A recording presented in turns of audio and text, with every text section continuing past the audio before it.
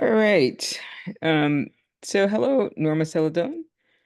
Thank you so much for Sure, taking time to join me for this very quick conversation of um, course. on collaboration. So, can you is it okay to record this conversation? Absolutely. We were in conversation, and I was aware that you were in a training institute this weekend for Mhm. potential elected representatives. Can you share just a little bit about your group experience? Uh, Sure.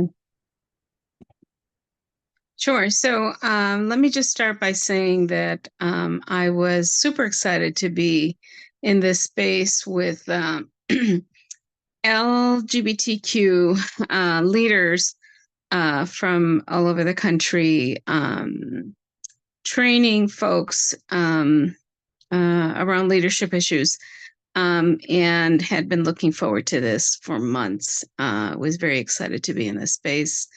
We part of the training, including doing some work.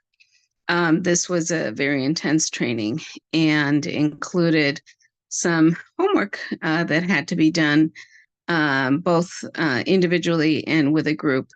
The days were long. They were from 8 in the morning till 8 in the evening, and then attaching homework to that lasted till 10. So folks were pretty exhausted. Um, and I thought we got together. It was hard to gel as a group, and so decided to do a little bit of pre-homework. And when we gathered early the next morning, decided to bring it to the group. We had some worksheets that didn't easily work on computer, on once they were downloaded, and so I created some spreadsheets to make it easier for the group. When I came into the group, I discovered that I was only one of two people of color. There were a couple of other people of color that joined later, but at that moment, it was just two of us. And I tried to offer the information to make it easier. And it was oddly, I was dismissed, both in two separate occasions with two separate individuals. The other individuals identified as male and as white males in particular. And so I, at my 61 years, was really surprised at how triggered I became, because in both occasions I was completely dismissed. So they kind of addressed me and just told me how cute I was dressed and what beautiful colors I was wearing. So I know they noticed me, but when I was offering information about how to address our group project, I was completely dismissed. The person of color um, who was sitting across was watching this and saw that they weren't paying attention to me, reached over and said, "Wow, this is a really wonderful and useful spreadsheet. Would you share it?" And I had intended to share it with everybody, and wanted to make sure I wasn't taking up a lot of space. Folks were younger than me, and I wanted to make sure that I was elevating younger voices. And it turned out that the spreadsheet that they and I worked on, um, and again, this was a Latino identified individual, ended up being very helpful for our group project.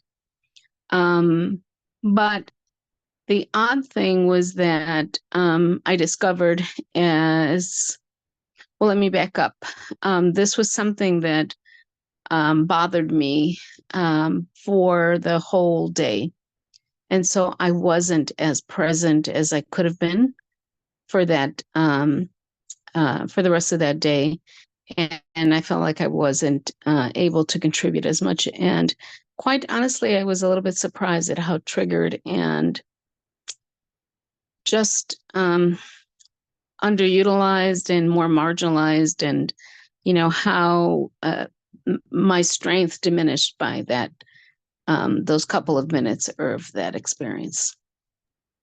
Thank you. And so, just to sort of affirm that this was a queer space Mm-hmm. All of you identify at some form as LGBTQI. Yeah.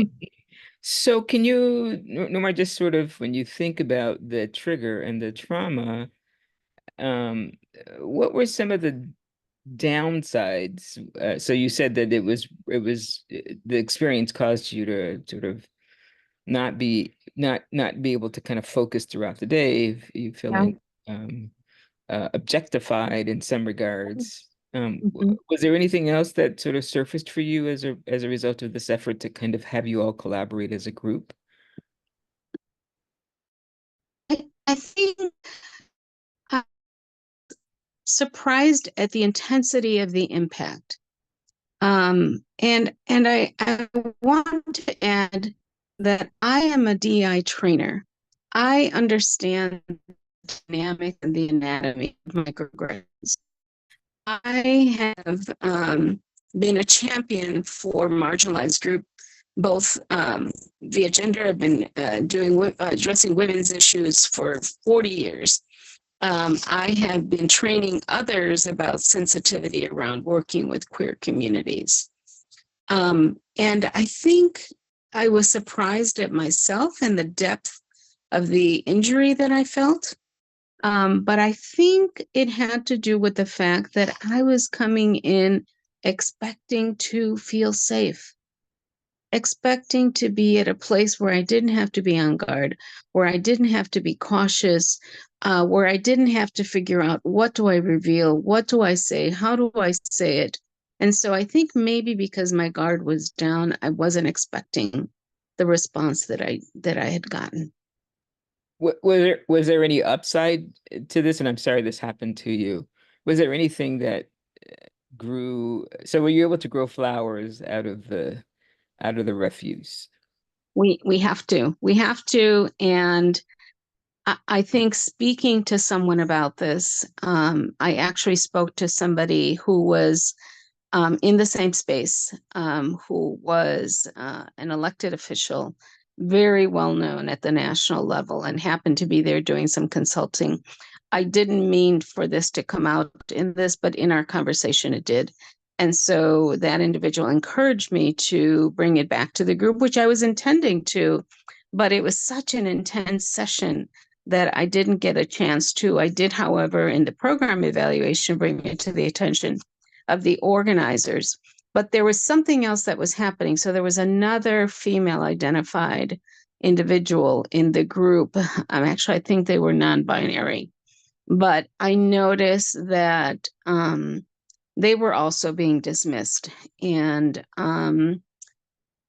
when I noticed that, I decided that I needed to come to their defense and advocate. And I think in that moment, my strength, well, not in that moment, but around that moment, my strength came back, and my sense of self was strengthened in that moment. And I think also because I was heard, and because this indeed, because there's all kinds of questioning that happens when these things happen, they happen to us, and we get triggered, and we feel, am I making a big deal out of this? This is not that bad, or am I going to? This isn't somebody else who's marginalized. Should I have more compassion? And I did have compassion.